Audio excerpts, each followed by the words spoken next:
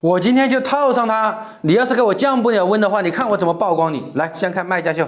不是义乌速度，前2天刷到网友自制的矿泉水瓶，可以使风扇变得像空调一样。智雷义乌出手速度堪称一绝，直接把成品做出来了。有了这个罩杯啊，就再也不用捡那个矿泉水瓶子了，这个直接可以绑在这个电风扇上，这样的话吹出来的风，它竟然是冷风，你相信吗？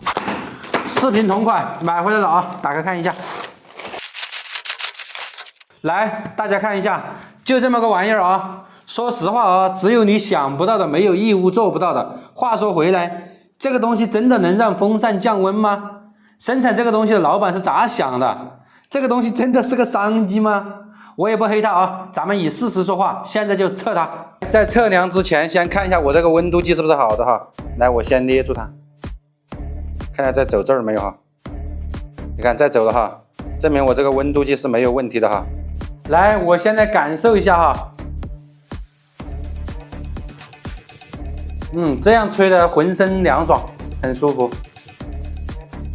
我的妈，这样套上的感觉没风了，已经，都感觉没有风了。我的妈！接下来我就以这个杆为中心，以同样的距离、同样的档位来测量吹出来的这个风的一个风速和温度，看看套上那个套子之后，到底温度会不会下降。来，我们现在开始哈。好，这个温度大概就稳定在31度左右哈。来看一下这个温度，31度左右。来，现在测量风速，现在的风速大概是每秒3米左右哈，对吧？好，现在我去套上那个套子啊，这个风我不关。来，现在测量它的温度。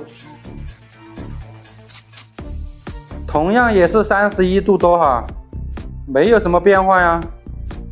我这个温度计没有坏啊，来我捏住它看一下，来看一下是不是温度计没问题啊？来测量一下它的风速，现在的风速只有每秒1.5米啊，不套的话还有3米，我的妈！而且我坐在这个地方啊，我都感觉没风，确实没风。